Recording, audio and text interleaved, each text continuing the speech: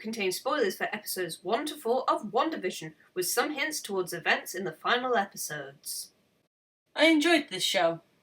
I never really watched the Marvel TV shows before, but knew they existed. It almost makes me wish I had watched them, as I now wonder just what information I could have missed out on from one show that later made something in a movie make sense. When the show was announced, from the name alone, I wasn't bothered at all. Back in the day, I just didn't find Wanda or Vision very compelling or interesting characters, since barely any time was spent on them in the films. They were just part of the ensemble with cool powers and interesting backstories that weren't elaborated on much. When Vision appeared with a human face, it was clear that they were a couple in Infinity War, but I didn't get it. What had I missed?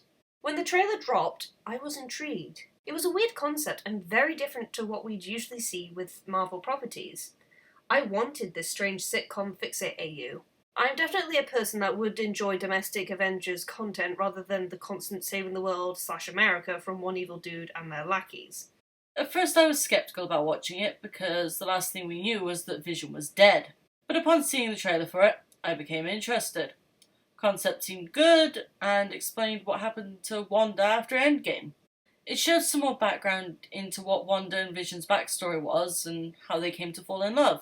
This proved that watching the TV series that come between the movies is worth it, as it adds more to the characters, builds on the story in between the films, and just gives us an overall picture into the character.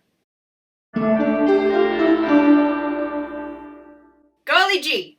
Wanda and Vision are a married couple living in suburbia, hiding their fantastic abilities from their nosy neighbours and co-workers. All is not well, though, as they appear to be trapped in a sitcom that keeps changing the decade that it's set in.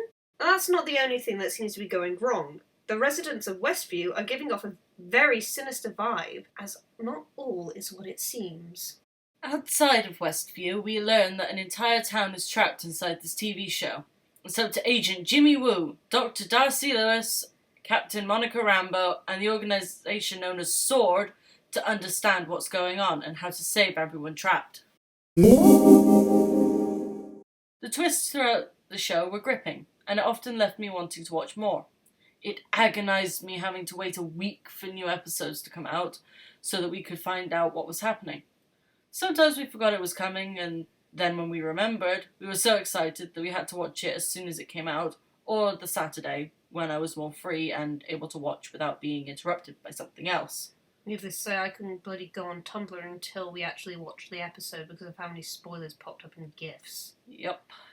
It was a nice change of pace, and I found the sitcom stuff really entertaining. I get why they revealed the truth by episode 4, but it did then make the sitcom stuff feel less important and more of an interruption to the greater plot. But considering that Geraldine got ejected at the end of episode 3, it couldn't be hidden anymore. There were times when things got a bit meh. I wasn't feeling the storyline, or it just seemed too normal, if that is even the right word. It didn't give off the same feel as some of the other Marvel stuff. And I guess that is partly because this was a TV show and not a movie. This does not mean that it was unenjoyable, quite the opposite. I found the change of pace a bit refreshing, considering the wounds we all received from Endgame, wounds that were reopened in the show, reminding us that it never truly healed enough or got ripped back open by force. There were also times where things were left unresolved, which felt a little disappointing, really. While they're in an alternative reality, I found Wanda and Vision fun and interesting characters, more so than they'd be in the movies. I could see the attraction between the characters, and they made a nice couple. From watching the series, I actually found Wanda a far more interesting and in-depth character. It was such a shame that she was pushed to the side so much. Yeah, she was involved in some key events like Sokovia and Lagos. If I'm saying that right, I don't know. I'm not going back to check right now. But she never hooked me like the other Avengers. Probably because she didn't have her own movie, or wasn't really used enough, like Black Widow. Dealing with grief is something that most everyone has to go through at some point. It made it interesting to see just how someone like Wanda Maximoff, with all her abilities and powers, handled it. It pleased me, in a way, to see that the powers and abilities were not the be-all, end-all of dealing with it. There was no magic fix button, and denial was rife. It was cool seeing an adult Monica Rambeau and being able to get into the mindset of another person who has snapped, especially in adults, since so far in the MCU, we only saw it through Peter Parker and other teams, and they seem to be managing alright, although by the time of that movie, things had been normalised for a bit. It's a shame, though, that they killed off her mother, Maria, since she was a key character in Captain Marvel. There were some returning characters from previous movies who I felt now had some better development, and I am in agreement with Lime about them. I remember us discussing them when we finished watching episodes. Darcy, for one.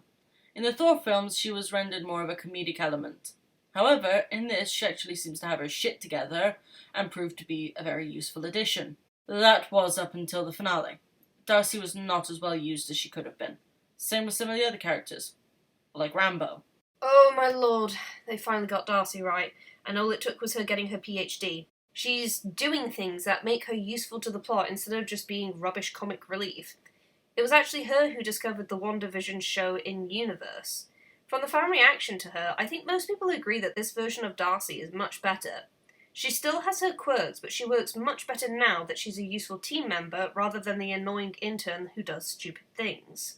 There was one character I had no clue who he was, despite him being one of those that returned from a previous Marvel film. Jimmy Woo.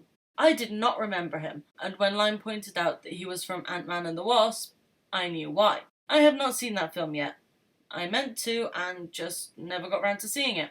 Jimmy Woo was a nice addition, but since I hadn't seen Ant-Man and the Wasp, his inclusion didn't mean anything to me personally. In a sense, it's like all of the references to the US sitcoms.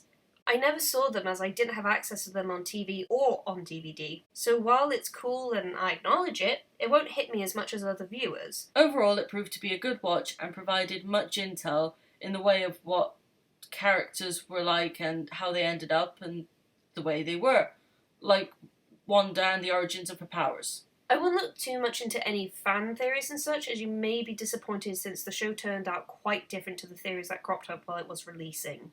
The finale, while having some touching moments and cool visuals, was underwhelming as a whole, and the pacing was a little off. Jimmy Woo, Darcy, and Monica were very underused in the finale, which is very bad considering what was done with Monica in the show. Certain plot points ended either disappointingly or were left open-ended, I assume to be expanded on in future films or another TV series. The penultimate episode was a signal that the show was becoming more of the usual Marvel fare and started to sign off things going a little fuzzy. However, I enjoyed it as a deep dive into Wanda as a character. I think the best thing we can say is, if you are a Marvel fan but feel a little burnt out with how nearly all the films are the same basic plot, WandaVision is the perfectly refreshing balm for you. There are certainly references that may go over the heads of the casual viewer, like callbacks to prior films, so it's very clear that the show was made for Marvel fans that remember everything, even if the concept and a load of the characters are brand new. All in all, we highly recommend the show, full of its quirks, just don't make any theories as you're watching. Thank you very much for watching, like and subscribe and all that jazz, we love you very much. Lime out! Dragon out.